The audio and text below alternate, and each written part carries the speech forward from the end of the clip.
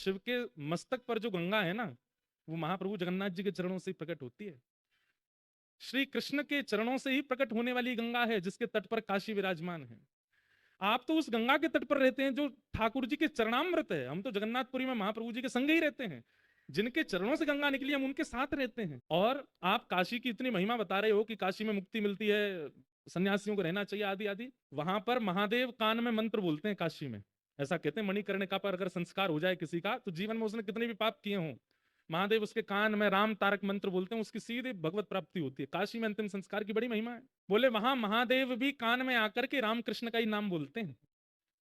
तो इसलिए सन्यासी अगर काशी में ना रहे तो इसमें कोई दिक्कत नहीं है, वो तो साक्षात कृष्ण के साथ रहते हैं। ऐसा करके पत्र भेज दिया। लेकिन निंदा करने वालों को उत्तर देने से वो निंदा करना बंद नहीं करते, और ज्यादा करते हैं। प्रकाशानंद जी बोले जानते नहीं है मैं कौन हूं और मुझे उत्तर दे रहे हैं, रुक जाओ मैं इनको बताता हूं। प्रकाशानंद जी पत्र लिखते हैं, हे चैतन्य, ऐसे ही बोलते, मैंने सुना है तुम दाल भात खाते हो, उसमें घी डाल डाल के खाते हो, छेना पोड़ा खाते हो, रसगुल्ला उड़ाते हो, महाप्रभु जगन्नाथ जी के 56 भोग बनते हैं, ये सन्यासी का भोजन है?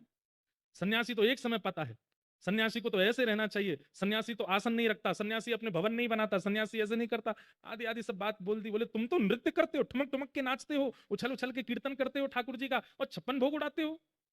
अरे तुम जानते हो वशिष्ठ ऋषि, तुम जानते हो कैसे कैसे सन्यासी परंपरा में हुए, उन्होंने भोजन प्रसाद त्यागा, तब जाकर के ठाकुर जी का भजन किया। और इतना होने के बाद भी उनके जीवन में विषयों ने कहीं ना कहीं आक्रमण कर दिया, और तुम तो महाप्रसाद पाते हो। और जगन्नाथपुरी में तो एकादशी भी नहीं होती है, वहां तो चकाचक स्कंद पुराण में आकंठ पाना चाहिए एकादशी के दिन। बोले इतना प्रसाद पाकर के, इतने 56 भोग पाकर के तुम सन्यास धर्म का निर्वहन कर ही नहीं सकते हो।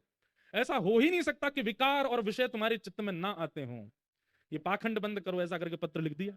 चैतन्य महाप्रभु के पास पत्र आया। महाप्रभु जी किसका पत्र आया? बोले प्रकाशानंद सरस्वती, गोपाल भट्टी जी के चाचा जी। क्या लिखा? अरे ये तो मेरे परम प्रिय हैं, इन्होंने क्या लिख के भेजा जरा बताओ तो। सब शिष्यों में होड़ लगी, इनके सामने पढ़ना ही नहीं है, कुछ उल्टा ही लिख के भेजा होगा। महाप्रभु जी बोले बैठो यहीं पढ़ के सुनाओ क्या लिखा है। पढ़ के पूरा बताया, ये लिखा है, ये लिखा है, ये लिखा। महाप्रभु जी और खुश हो, बोले लड्डू बंटवाओ, रबड़ी बंटवाओ, 56 भोग लगवाओ, आज भक्ति की और रक्षा हो रही है। अब नियम की रक्षा हो, पहले भक्ति की रक्षा, अब नियम की रक्षा हो रही है, अब सन्यास धर्म की रक्षा हो रही है। भैया इनका पत्र जब जब आए मेरे को जरूर सुनाना।